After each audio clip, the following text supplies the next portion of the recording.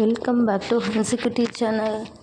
வாங்க நம்ம கொத்தவரங்காயை வச்சு ஒரு கிரேவி ரெசிபி ஒன்று பார்க்கலாம்.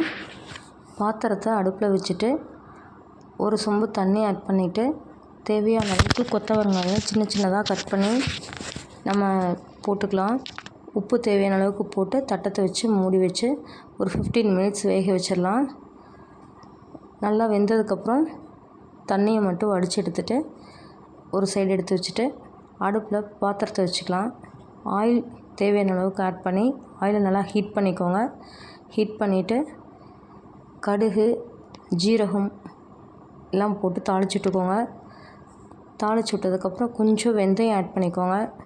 மேக்ஸிமம் தாளிக்கிறதுக்கு எல்லாத்துக்குமே வெந்தயம் போட்டிங்கன்னா ரொம்ப உடம்புக்கு நல்லது. வெயில் காலத்தில் வெந்தயம் சாப்பிட்டோம் அப்படின்னா உடம்பை கூலிங் பண்ணி கொடுக்கும். அதுக்காக எல்லா தாளிக்கிற பொருள் எல்லாத்துக்குமே நம்ம வெந்தயம் போட்டு தாளிச்சிக்கலாம்.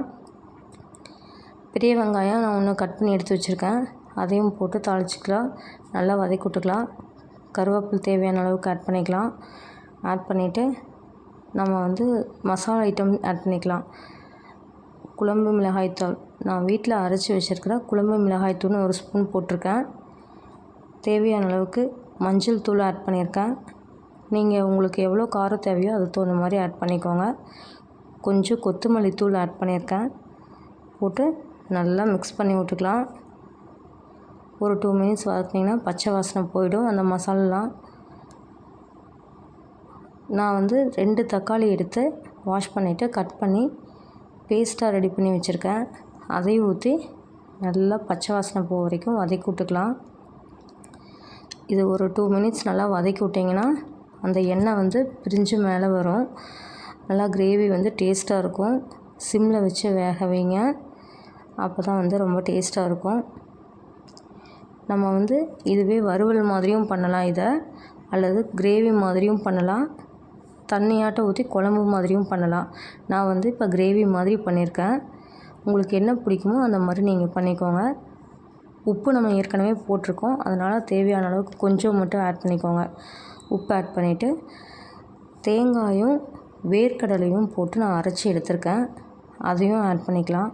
அதையும் ஆட் பண்ணிவிட்டு தேவையான அளவுக்கு தண்ணி ஊற்றி நம்ம நல்லா கொதிக்க விட்டுடலாம்.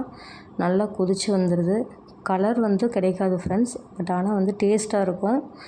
கொஞ்சம் புளித்தண்ணி ஊற்றிருக்கேன். புளித்தண்ணி கொஞ்சம் ஊற்றி நல்லா மிக்ஸ் பண்ணி விட்டுடலாம். மிக்ஸ் பண்ணிவிட்டு நம்ம வேக வச்சு எடுத்து வச்சுருக்கிற கொத்தவரங்காயை ஆட் பண்ணிக்கலாம். ஆட் பண்ணி நல்லா ஒரு வதக்கி விட்டு உப்பு காரம் டேஸ்ட்டெல்லாம் பார்த்துட்டு ஒரு 10 மினிட்ஸ் சிம்மில் வச்சு கொதிக்க விடலாம். அது நல்லா கிரேவி மாதிரி வரும். எனக்கு கிரேவி மாதிரி வேணும் அப்படிங்கிறதுக்காக நான் நல்லா சிம்மில் வச்சு வேக வச்சுருக்கேன். நீங்கள் உங்களுக்கு குழம்பு மாதிரி வேணும் அப்படின்னா இந்த ஸ்டேஜில் இறக்கிடலாம். அல்லது வறுவல் மாதிரி வேணும் அப்படின்னா இன்னும் நீங்கள் ஃப்ரை பண்ணிகிட்டே இருக்கலாம். ஒரு 2 மினிட்ஸ் ஃப்ரை பண்ணிங்க அப்படின்னா நல்லா வறுவல் மாதிரி வரும். பாருங்கள் எப்படி இருக்குதுன்னு. ரொம்ப டேஸ்ட்டாக இருக்கும். வேர்க்கடலை வாசம் சாப்பிடும்போது ரொம்ப டேஸ்ட்டு கொடுக்கும். குழந்தைங்க சாப்பிடாதவங்களா கூட இந்த மாதிரி செஞ்சு கொடுத்தீங்கன்னா நல்லா சாப்பிடுவாங்க. எப்படி இருக்குதுன்னு செஞ்சு பார்த்துட்டு